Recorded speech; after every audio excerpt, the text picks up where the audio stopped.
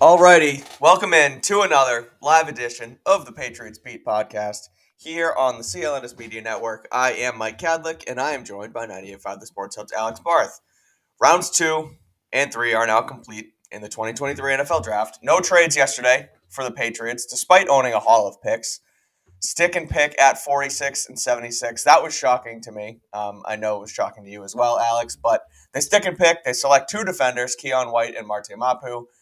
So we're going to do a quick hitter right here on both of those guys to get some of our reaction. But first, I want to shout out FanDuel, FanDuel.com/Boston. Make sure you go to it. It's right there below, FanDuel.com/Boston. You get $200 in bonus bets when you place your first $5 bet. I hope nobody did this already and bet on the Bruins last night because that was a disaster in itself. Yeah. They're going to win Game 7? They'd better. They're going to go swimming? I don't know. I've been so locked in on the draft. I don't know. I didn't even get to watch the game last night. But anyway, FanDuel.com/Boston. Get your $200 in bonus bets. All right, let's get into it. Like I said, stick and pick at 46. A weird draft. Some guys that I thought, and in general, I think many people thought would go in the top 15 of yesterday's draft. Whether that be a guy like DeJuan Jones, Darnell Washington. Darnell Washington lasted long. DeJuan Jones was still on the board. I was pounding the table for them to grab one of them. They don't. They select Keion White, 46 overall pick, round 2. Someone who many considered could have been a first-round pick on Thursday night. Falls to 46. Started his career at Old Dominion. Transfers to Georgia Tech last year. He had 7.5 sacks. Flies all around the field. He's 6'5", so he's a long defensive end. But I liked this pick, Alex. I'm sure you did as well. It felt like, and we've talked about it on the show, defensive end was a secondary need. So to fill it with a guy who fell this far seemed like a solid move. Yeah, I thought this pick made sense. I think you can debate where there are better picks on the board, but big physical guy, 6'5", 285, very explosive, tremendous athlete, converted tight end. So he's still learning the finer points of the defensive side of the ball. And he talked about this last night. I always kind of like those guys because think about their guys in Division I football who have played defensive end their whole lives who are not going to get drafted this weekend. Right. This guy's done it for 3 years and he was good enough to, and this isn't like the Patriots reached for him. He was a consensus top 50 pick. He was at the draft in Kansas City on Thursdays. There was enough buzz that he could be a first round pick. Right. So if he's done that much in 3 years at the position, that to me suggests significant upside. So, you bring him in, you kind of have a year to work with him. He should play this year, but I don't know that he's going to be in like a starring role. I think it's going to be a rotational role. And then that role grows significantly in year 2. But with his size, with his athleticism, with his motor, talked about his work ethic last night, he's a guy that has all the tools to be good. Now, will they get him there? We'll see. It's up to them, right? It's up to him and the coaching to put the work in. But I think he could be a really good defensive end. I look at Trey Flowers as a guy that I think he could be comparable to. That's if he kind of maxes out. But it like Patriots prime Trey Flowers, not current free agent Trey Flowers. Whatever he is, whatever he became once he went to Matt Patricia and the Lions. Right, exactly. But no, this was a good pick. I liked that pick. I did. Me too. Again, like not one of the 10 poles of wide receiver, tackle, and corner, and we'll get to all that. But like Josh Uche in a contract year, sure you have Uche and Judon there, but nothing really else after that. And so and nobody signed past 2024 either. Exactly. And so, this is, Judon's, he has 23 and 24, so. Judon and Lawrence Guy is another one because he could potentially be in that role, I think. Yeah, for sure. So, good, depth piece there, I suppose. Not Lawrence Guy, Dietrich Wise. He could be in Dietrich Wise's role. Yeah. But White's opening statement, I thought was his whole press conference was awesome. We hopped on a conference call with him shortly after. Sounds like a great dude, like a smart guy. Andrew Callahan was asking him about, his business ventures. He's a businessman. He's all about his, money and finances and getting into real estate. So, like, a sharp dude. Opening statement was cool. Wanted to say, I'm very excited to get to the Patriots organization. with what they bring to the table. Really looking forward to working with the whole organization from top to bottom. Then he threw out the nice Kobe Bryant job's not finished. So I know the video went around of him looking pissed off. That was clearly more so of him being like, almost like, I went to the draft, I didn't get picked. Here we go. Then he said it in the conference call, job's not finished. So a guy who clearly self-motivated as well. So I'm excited for him to bring him in, honestly. There were some guys that I thought they could have grabbed on the board, but at the end of the day, stick and pick at 46, you grab a guy who very well could have been a first-round pick on Thursday. Yeah, this is one of those ones where, and Bill said that they would have been comfortable taking him at 17 had Christian Gonzalez gone in between that trade. This is one of those ones where, like, was there a better player for them to take? Maybe. And we'll obviously rehash that till the end of time, the way we talk about the draft with this team. But at the end of the day, the NFL draft is about adding good football players, and they added a good football player. So it's not a bad pick.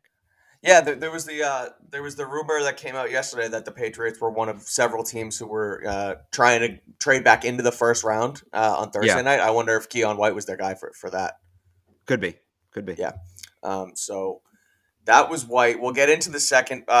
We'll get into the second pick here. This one, I have a little bit more of a not a gripe with, I guess, because Anyway, Patriots select Marte Mapu with the 76th overall pick. Sacramento State hybrid defender, linebacker, and safety. Can play both. He is 6'3", 217. He was a stud at Sacramento State. He really was. He was the Big Sky Defensive Player of the Year last year. Yep. 4 interceptions the season prior, but flew all around the field for the I don't know what is the Sacramento State's logo? The Hornets. The Hornets. They might be the Green Hornets. Interesting. Are they just the Hornets? Yeah. Oh, you're right. They're just the Hornets, yeah. So, Senior Bowl guy. Keion White was a Senior Bowl guy as well. So, instead of dipping into the Shrine Bowl this year, they're dipping into the Senior Bowl at least to start. They still got time for the Shrine Bowl, yeah. I know. Wait, let's see what they do today. A ton of time, which is what we'll get into. They have all these picks. They got to do something with them. They pick early today, and they still have an abundance of picks. So, I don't know what their plan is, but I guess we'll see what happens today. But anyway, they bring in Mapu, and look, he very well could become a great player. We talked about it last night on the shows where they draft Kyle Duggar way too early. People are Googling his name from a small school. This felt similar to that with even more dire needs still on the board and players that could fill them, like a DeJuan Jones at tackle, like a Josh Downs at wide receiver. So, look, I just feel like they're still hanging Max out to dry a little bit here. And not if it's on purpose, because they asked Bill about it, and he basically said that's just how it happened. And I believe him on that. I think, you know what? Good football player here again. That's what the draft's all about. But it doesn't really matter if you're losing games 10-9 because you can't score points, even if your defense is that good. So it's just kind of frustrating with the fact that, they made the additions in free agency, yet it kind of just feels like they're like, okay, this is what we gave you on offense. Here's your coordinator. Here's Juju Smith-Schuster and Mike Gesicki. Now go figure it out. So, again, like the Mapu pick, but felt like there was more to be had there. I feel like he's a really, really project kind of player.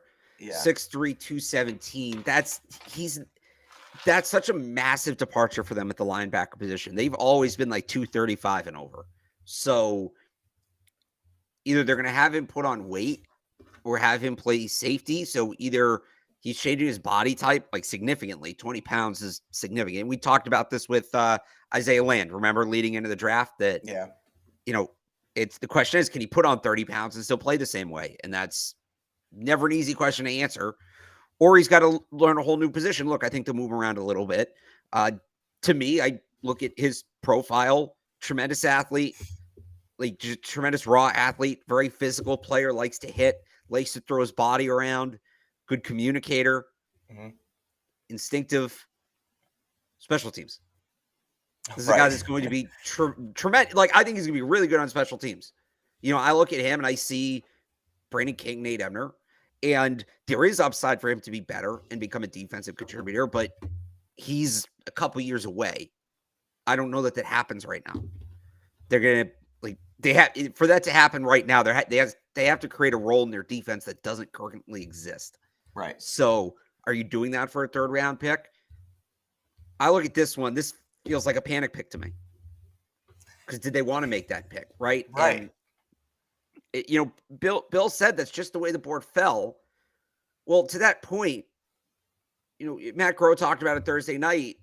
We have all this currency to operate in the fourth round. You could have bought your way out of it falling that way. It didn't need to fall that way. Right. The whole point of having all those picks is, well, all right, if this is the way it's going to fall, we're going to move around the board. So if this is how the board's going to fall to us at 76, we're not going to let it fall to us at 76. Right. We're going to move up. They could have even moved back, still probably shedded picks. There's a way to do that. It's not common, but it happens. Right. And, it just fell to us 3 defensive players. Well, then go get an offensive player. So you're on board. You think they need offense. You think it was a mistake to not go offense with one of these first 3 picks. Look, there are maybe some defensive picks like you could have sold me on at 76 there. Mapu's not one of them. Yeah. And then again, to say this is the way it fell, like they were just waiting for it. No, you had chances to add offensive players. Right. And I'll be honest, as much as I love Darnell Washington, as much as I love DeJuan Jones, the fact they fell as much as they did, red flags. Flags. Those guys I'm fine passing on. Josh Downs could have gone and gotten Josh Downs. Marvin Mims could have gone and gotten Marvin Mims. They had the assets. Both those guys. Jonathan Mingo goes very early in round Mingo 2. went early. No, but I'm saying like Mims went at the back end of the second round. I don't think Downs went until the third, right? Went until early in the third. Let me check. I was just pulling it up because I was going to talk.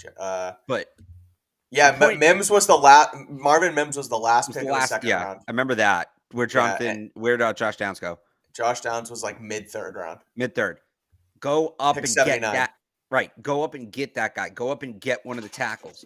Go up and get, or even their Tucker Kraft. Like I was sure they were going to take Tucker Kraft. Yeah, right. Like that, right? Move around the board. If the board's going to fall to you in a way that's not favorable, manipulate the board.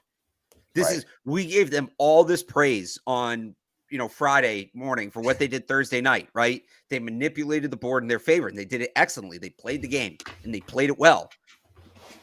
Not only they manipulated the board in their favor, and then when Groh came on to talk with us, he was like, "Yeah, we have currency and we can do it again." Right, that's what I'm saying. Like job's not finished again, and they just stuck.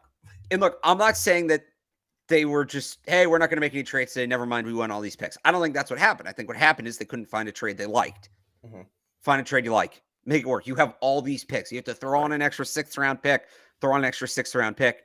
They only have 15 roster spots. Like coming into the draft, they had 75 players on the 90-man roster. So obviously 3 of those are now already accounted for. So you're down to 12 roster spots with 9 picks in what's actually going to be a decent UDFA class. Look, I shouldn't say they will shed some of these today because I said they'll shed some of them yesterday and they didn't. Right. But, you don't want to make that many picks. Nobody wants to make that many picks. And it sucks because now they're in a spot where, they can improve, but you can't really improve much in the 4th round. You have 107, 117, 120. Those are all top 15 picks in this round. Or I think it's top 18 picks in this round. Your 6th round picks are all bunched together. So you can pick up a 5th. I guess you can pick up future assets, but you missed the top 100. You missed improving in the top 100. It's all about future assets now, and that's kind of bothersome.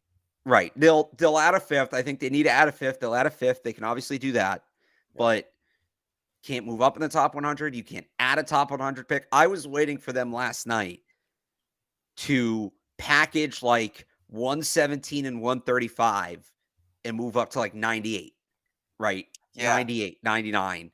And it didn't cost a lot to move up this year. It was a buyer's market to move up. It was there. It was right there, and they couldn't get it done. Yeah. Again, I'm looking at the draft board now, and Mapu goes at 76, and 3 picks, bang, bang, bang. Who one of them's a defender, but guys, I wouldn't have minded was Byron Young, Tucker Kraft, Josh Downs, and it was just like, and there they go, and 3 guys who I probably would have preferred at 76, especially Kraft and Downs. Kraft, a guy who's like you said, athletic tight end, who a weapon, and Josh Downs, who. Sure, maybe he's confined to being a slot receiver, but that's okay because Juju Smith-Schuster isn't confined to being a slot receiver. So again, bring in talented players and make it work. Bill O'Brien will make it work. And so, it just, again, it felt like Mapu was a bit of a reach. Someone who, if you liked him that much and with how well you thought you read the board on Thursday, take your weapon at 76 and then use all the currency that you just touted to us the night before and trade into the back end of the second round of the third round or the third round rather here, and then go get Mapu. Because look, I don't know what's going on behind the scenes. I'm not going to pretend like I'm in every single draft room and see everyone's board. But look, I have a hard time thinking Mapu was going to go within the next 15 picks after he went at 76. So look, maybe they had intel that we just don't, right? But it felt like the better opportunity for this football team, which they always tout. We're doing what's best for the football team. Go get a weapon on offense that you lack right now, and then trade in for, the specialty guy that you want in Mapu. The other thing, and I know we're talking about the Manning offense, but you have a really big, physical, athletic safety who's raw, coming off an injury, torn pectoral muscle. Yeah. So he didn't get to test. He didn't get to work out a lot, in the offseason. That probably hurt his stock. That's J.L. Skinner. That's J.L. Skinner to a T, who I think is a better player. So even if you missed on Mapu, same makeup, and a guy in J.L. Skinner who DeMarcus Covington worked with at the Senior Bowl. He also worked with Mapu, but I wouldn't that's not a guy that's right. If we're sitting here doing the PFF mock, you want to take Mapu or Skinner? Well, we can take somebody else, and if one of them goes, we'll just take the other one. Very similar player makeups. I'd be interested. I had Skinner ahead of Mapu. I would be interested to see why they had it the way they had it, because JL Skinner is still on the board. He didn't go at all. And look, maybe there's something medical with Skinner. I don't know. Maybe they do see Mapu as a linebacker and they plan on having him add weight. Yeah. Which Skinner is. That's the one thing Skinner's not going to do. He's a safety, period. Yeah. Mapu's kind of this versatile guy, but I thought that one was interesting. Yeah, again, a fun player, a guy who, look, has a high ceiling, and like you said, he's a project. And look, 3 years from now, he could be great, and we could look back and say, okay, that was a solid pick. But it just felt like there was more to be had. So we'll get into the rest of it. We'll get into the rest of the draft in just a second. But first, I want to talk about FanDuel again, because grand slams, no hitters, and double plays are back. And there is no better place to get in on the MLB action than FanDuel. It's America's #1 sportsbook, and it's also the official partner of Major League Baseball. New customers in Massachusetts can get in on the action with $200 in bonus bets guaranteed when you place your first $5 bet. All you got to do is sign up at FanDuel.com/Boston. You see it on the screen here. You can also scan that QR code. You can bet on all your favorite sports, from the money line, point spreads, player props, and more. App, super safe, easy, and secure to use. They have boosts every single day, so don't miss your chance to get $200 in bonus bets, win or lose. Just visit FanDuel.com/Boston and make every moment more with FanDuel, the official partner of Major League Baseball and the official sponsor of the Patriots Beat Podcast, along with CLNS Media and the CLNS Media Network. All right, so here we are now. Again, they go with Keion White. They go with Marte Mapu. Some interesting quotes, I guess, from Mapu first, before we get into the rest of the draft. He tells us that he, as far as describing his game, he has the fundamentals, feels like he can run, cover, hit, and make plays. I was watching some tape on him last night. He definitely can run, he can definitely cover, he can definitely hit and make plays. So, again, project guy, but again, I guess we'll see what happens, right? It just, again, felt like there was more to be had. Called DeMarcus Covington kind of crazy. I thought that was a funny quote. But he also said himself that he doesn't really know what position he's going to play, and it's sort of to be determined. I think Belichick said the same thing when he spoke to us as well. So that's that on Mapu. What's next for this team going into day 3 here with 4, 5, 6, and 7 coming up? I guess we see how the board falls, right? Because that's what it all comes down to. The other thing I'll say on Mapu, he did tell us he had 15 pre-draft visits, including one with the Patriots. So maybe he was going to go within these next few picks, because a lot of teams had interest in him. I think there's a chance. There's a chance he ended up being a top 100 pick. The league loves guys like this, right? Oh, he's a great athlete, and we pay our coaches a lot of money for a reason. So we bring him in. He's a premier athlete, and we're going to coach him up and turn him into something. I see the vision. It's just he's very far away. from that. I think there's a lot of coaching that needs to be done, and a lot of work that needs to be done. And I think that, again, for what else was on the board, and he's not the only player in the draft that fits that description. Right. It's more why there than why him, right? Mm-hmm. Because if you 100%. draft a guy like this in the 5th round, that's a great pick. That's a great pick. All right, super raw, but he's got upside, and he's going to play special teams right away, and we're going to work with him. It's basically like what they did with Sam Roberts last year.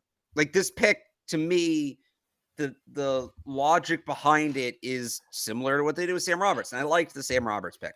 That was about 100 picks later, so it's a little different. Right. As for today, I'm not rolling out them starting the day on defense. There's so much talent in the secondary that has fallen. Yeah. When you talk about, Keely Ringo's still there, Darius Rush is still there. At the safety position, Antonio Johnson. I know there's another safety I saw last night. I was just like floored, and I'm trying to pull the list up now because it is 8 a.m. And how many hours last night, Mike? Oh God, I want to say 5, which was actually pretty good compared to the day before. Five's good for draft weekend. Chris Smith is still on the board. Jamie Robinson's still on the board. Jamie Robinson was the other one, so they're gonna like Jamie Robinson. I think if they go defense again, they're gonna take another defensive player in this draft at some point because they need a defensive tackle. They might go with an edge guy again. There's the two Shrine Bowl guys on defense. I'm really looking at for them, and I think they're going to be heavy Shrine Bowl today. Are Trey Dean and Tyrus Wheat. Yeah, are the two guys I look at for them that I think they can figure out a role for. On the offensive side of the ball, do they start a quarterback? They've taken a quarterback more often than not in the Bill Belichick era, even when Tom Brady was here. And I know Bill Belichick finally reaffirmed Mac Jones' status in New England last night. He said his name, Mike. I rewatched it again this morning, and he still hesitated as much as the quote was absolutely. He was was stuck. But when he was like, "Yeah, Mac's been our quarterback for the last 2 years," and it was no offense to Greg. I think he just kind of answers every question Greg asks like that. Yeah, that's fair. Because Greg asked good questions. Just think about it. Oh my God. I mean, outstanding. All the credit in the world to Greg for that last night. That was great by him. But they've taken quarterbacks more often than not under Belichick, even when Brady was in his prime. And generally, they take those guys within the first 150 picks. So I don't think 107 is going to be a quarterback, but that 117, 120, that's a great spot to kind of swing for a pick like that. I think we all know they like Dorian Thompson-Robinson. Yep. He would make sense there. The other guy I like is Jaron Hall, who's still on the board, who's fallen. I don't think no quarterbacks went after Hooker, right? No other quarterbacks went last night?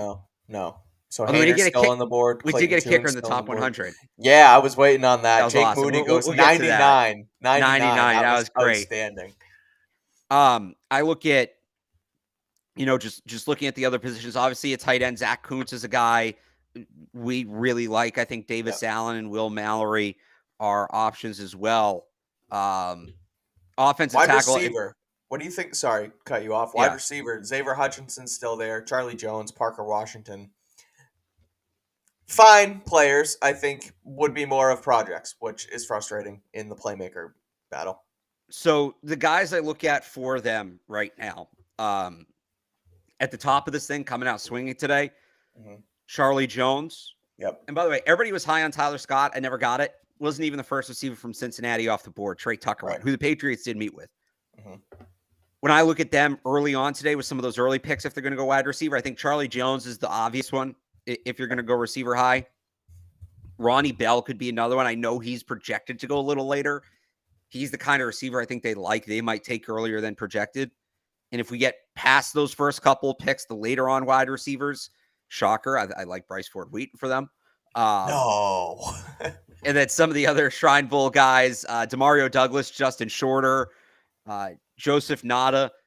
There's a couple other guys I like. Grant Dubose from Charlotte. This would be later on today. Yeah. We didn't talk a lot about him, and I kind of stumbled on him late. I'll be honest. So, and I've talked about this. Steve Smith has done these awesome videos leading up to the draft, breaking down players. Like Steve Smith, the guy who played for the Panthers. Yeah. Steve Smith loves Grant Dubose, loves him. And I just look at that and think, if Steve Smith thinks this guy is this good, I trust Steve Smith, right? There's something there. And the other guy is Shedrick Jackson from Auburn. It's Bo Jackson's nephew. He'd be 7th round, maybe UDFA, but was an ace special teamer for them. Great speed, so I think has a little bit of upside, maybe at wide receiver. So there could be something there. Yeah. The other pick I could see early, and people are going to hate it, it's going to be, they finally went offense, and look who they got. But there's good running backs on the board right now. I was just looking at them too. You got Roschon Johnson, who I think Eric Ray. like. Yep, Dwayne McBride's still there. Early on, Deuce Vaughn, right? I would mention the kid from Pittsburgh, but I don't know how to pronounce his last name. Israel, it's exactly how it's spelled. Abanikanda. Izzy Abanikanda. Okay. You're probably looking a little later with Abanikanda, Mo Ibrahim, Chris Rodriguez, right? But I think they're going to take a running back today. I do. There's a ton of running back talent on the board today. And I remember what I was going to say before. Another guy I noticed that fell, and Mike, we talked a lot about him leading out to, I think we took him in our last mock, I believe, was Andrew Voorhees from USC. Yes. Yep. Still on the board. Luke Whippler, the center from Ohio State, still on the board. I've kind of said that I don't think center is as big of a need as people are making it, but Luke Whippler is a really good center. He's going to be a top 100 pick. If you can get him now, all right, that's a solid pick. I think they're going to love a guy like Voorhees, who's a redshirt, who essentially comes in as a top 100 pick. I look at JL Skinner at safety, same thing. And Adetoma Adebare fell. Some people thought he'd from Northwestern defensive end. Some people thought he'd sneak into the back end of the first round. Now he's super redundant to Keion White. I don't know that I'm taking him right off the bat, but if he starts falling like the 5th round, 6th round, he's just a good player. You add him, I think. Yeah. So I'm looking at the first of all, when it's funny, I'll pull it up. We were doing we did our big boards last night going into round 2, and Darnell Washington, Josh Downs, Mingo, DeJuan Jones, all these guys who I had at 46 ended up just besides Mingo, the other 4 ended up falling and falling and falling. Well, could have been on my similar big board. Yeah, they were all there at 76. Yeah, right. I was going to say it was like this could have been my big board for round 3. Who I had: Blake Freeland, Nick Saldiveri, Zach Kuntz, Parker Washington, Siaka Ika. Who Ika went, but I believe everybody else is still available. So, yes. Yeah, so they could go. Look, when I look at offensive tackle here for them coming up today, which again, we've talked about it. They're okay with their starting 5, but Blake Freeland, Saldiveri, Warren McClendon is also on the board. TJ Bass from Oregon, who worked with Adrian Clem. Connor Galvin, Shrine Bowl guy. And then Warren McClendon. Did I just mention McClendon from Georgia? So, again, there's a lot of talent on the board at offensive tackle that you can bring in as, a potential backup or swing guy. Or you could just take the swing at DeJuan Jones, which, look, I wonder why he's fallen this far. But at the end of the day, when you use one of your 9 day 3 picks on a guy like DeJuan Jones who has the talent of a first-round pick, then I don't think that's a bad pick, even if he doesn't amount to much. Yeah. Look, I would be shocked if they don't take a lineman today. They've taken at least one lineman in each of the last 9 years. They've taken multiple linemen in a handful of those drafts. There's going to be somebody, right? It's just a matter of who. As much as it pains me to say it, because he was one of my favorite players in this draft, if DeJuan Jones has fallen this far, there's something. There's a reason. And I trust the evaluation of teams that, maybe you get into the 6th round and he's still there, go for it. But they've got things they need to hit on. And I don't know that DeJuan Jones was maybe the high upside option we thought he was at this point. I'd like to see them get a guy that, look, they're not going to get a guy they're probably not going to get a guy who's going to start a tackle in 2023, at least not right away. I'd like to see them get a guy that could start in 2024. And if Jones is falling this far, I think it's a pretty serious issue. I think it calls that into question. I look at Warren McClendon. I look at Jalen Duncan. a guy you didn't mention. I know we've talked about it as an interior offensive lineman, but I still think he can play tackle in the NFL. Is Jackson Kirkland? Yep. I'd like to see him get a guy like that. Kirkland played tackle 2 years ago and guard last year. Do I have that right? Yeah, he was an all Pac-12 tackle. They just moved him inside because the rest of their offensive line sucked, and it was the only way they could get it to work. So team guy, right? First of all, and I still think he can play tackle in the NFL. Yeah. Another one that I mentioned him, you didn't say it, but Blake Freeland feels like the perfect project offensive tackle on day 3. Someone who, again, you don't want to put him into the offense right away. Could use some bulking up a bit, but a guy who's 6'8", freak athlete, and could be a project behind what you already have there at offensive tackle. So, they certainly have some work to do. 9 picks. I'm gonna quickly list them off because they have 4 fourth rounders, 4 sixth rounders, and a 7th. Yeah. So they have 107, 117, 120, 135, 184, 187. Or sorry, they don't have 184. 187, 184, 187, 192, 210, 245. So 107, 117, 120, 135, 184, 187, 192, 210, 245.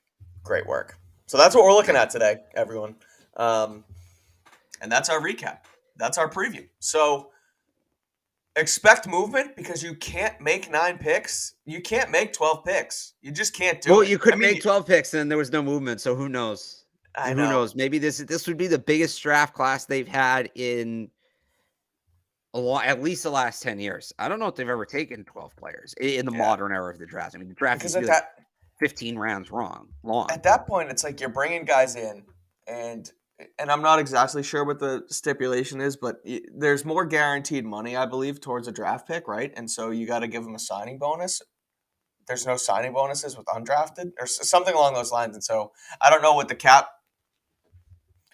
what you do as far as backing yourself into a cap situation with 12 guys. But at that point, you're going to end up just cutting or practice squatting one of your 12 draft picks. And I don't know, you want these guys to come in and compete and be able to make the roster. And so I guess we'll see what happens. Maybe they just didn't view this draft class as strong in certain areas, and so they have all these picks, and now they bring them into day 3, and they add value for next year and add to next year. So I pulled numbers up. They drafted 10 players through the last 4 years. They drafted 11 in 2014. The last time they drafted 12 players, actually, Mike, was arguably their best draft ever, which was 2010. Okay. Now, I mean, that's the draft: Devin McCourty, Rob Gronkowski, Brandon Spikes, Aaron Hernandez. We'll see if they get those kind of guys. But the thing about it is, every player you draft is going to make the team. Like, that's rare, especially when you pick as much as the Patriots do. They've averaged 9 selections per draft in the last 10 years. Every guy's not going to make the team, but you draft player. You never want to draft the guy who doesn't have a path to making the roster. Now, whether or not he hits that path, you kind of figure out in the summer. But if you take 12 guys on a 75-man roster, it's like you just said, you're taking guys who aren't going to make the team. You never want to be in that position. So I'd love to see him pick up future assets. I do think they move around, but I'd have to go back and look. I don't know how many players they had rostered heading into the 2010 draft, but that's 12 picks extreme. Hang on, I want to pull. So you're telling me that in 2010, one of their best drafts, they took a shot on a tight end who had an injury concern, an athletic, big athletic tight end with an injury concern and limited production. Who can block? Yeah, who can block? Like after trading down to take a defensive back. Huh. And you're telling me it worked out, right? This one he became that's right. I don't know. He kind of left the greatest tight end of all time. He kind of left on bad terms, but if you want to say it worked out, it worked out. Man, why is Darnell Washington not a Patriot? Look, that's one. I'm kind of like with DeJuan Jones. If he has a serious knee injury, he has a serious knee injury. Because if they draft him, if they draft him 46, or even if they draft him 76 and his knee blows up in camp and he never plays a snap, it's a bad pick. And that's not a risk they can afford to take right now. That's the reality of it. It's a risk they can't afford to take. I'll I'm okay with that one. Again, the one that bothers me more is a guy like Josh Downs, who we haven't heard of any red flag. I can't think of a reason why they wouldn't take him. I think he fell because he's on the smaller side. They've never cared about that. Right. So that's a little weird. Last 2 years, most picks made in the draft were 11. The Vikings took 15 players in 2020, which is absurd, but that's also the COVID year. So it doesn't count. The Vikings also, what were the Vikings doing? So the Vikings took 15 players in 2020. Or they took 11. What? The Vikings took 11 players in 2021. That was tied for the most. Okay. They took 15 in 2020, which was the most, which is absurd. 15. Yeah, 15. They then took 12 the next year, which was the most. And then they took 11 in 2017. So there's 1 year in the last 5 years the Vikings didn't draft the most players. Who's the Vikings GM? It's not Spielman anymore, is it? The Browns took the most players in back-to-back years. It's a little concerning. It's the Vikings and the Browns. The Jets have come up multiple times as I'm doing this.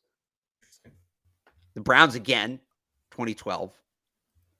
So, yeah, I don't really. These are the teams. Washington. These are the teams that take a lot of players. They got to trim that down a little bit. They can take. Yeah, they so to be fair, they usually take a lot. 10's a lot, but 12 is aggressive. It's a stretch.